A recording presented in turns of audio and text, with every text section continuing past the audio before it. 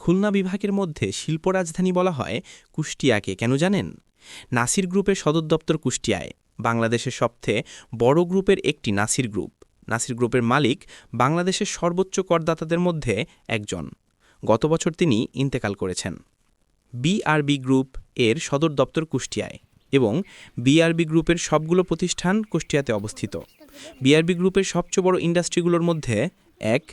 Kiyam metal industries limited, ২. Mrs industries limited, ৩. BRB polymer limited, ৪. BRB wires and cables limited, ৫. TPT cables limited, ৬. BRB energy limited. BRB group নিজস্ব বিদ্যুতের প্রয়োজন মিটিয়ে অদূর ভবিষ্যতে অবশিষ্ট বিদ্যুৎ জাতীয় গ্রিডে সংযোজন করার পরিকল্পনাও রয়েছে। বিআরবি আরও প্রতিষ্ঠা করেন lovely housing limited, BRB securities limited, BRB air limited.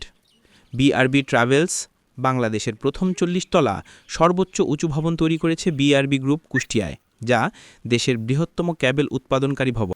নিয়ে যাব এমন এক জায়গায় যেখানে মাটির গন্ধে মিশে আছে আধ্যাত্মিকতা আর বাতাসের সুরে বাজে বাউলির একতারা। আমরা এখন আছি বাংলাদেশের সাংস্কৃতিক রাজধানী কুষ্টিয়ায়। গড়াই নদীর তীরের এই শহরটি কেবল একটি জেলা নয়, এটি বাঙালির শিল্প, সাহিত্য আর শেকড়ের এক অনন্য মিলনস্থল। কুষ্টিয়া আসবো আর সাইজিকে সালাম জানাবো না, তা কি হয়? আমরা এখন আছি ছেউড়িয়ার লালন শাহের মাজারে। খাঁচার ভিতর অচিন পাখি কেমনে আসে যায়, এই ধ্রুবসত্ত্বের সন্ধানে দেশ বিদেশের হাজারো মানুষ ছুটে আসেন এখানে। এখানকার গাম্ভীর্য আর বাউলদের একতারার সুর আপনার মনের সব ক্লান্তি ধুয়ে দেবে। লালন সাইজির জীবন দর্শন আমাদের শেখায় মানুষে মানুষে ভেদাভেদ ভুলে ভালোবাসতে। লালনের আধ্যাত্মিকতা ছেড়ে এবার আমরা পা বাড়ালাম বিশ্বকবি রবীন্দ্রনাথ ঠাকুরের স্মৃতিধন্য শিলাইদহ কুঠিবালিতে।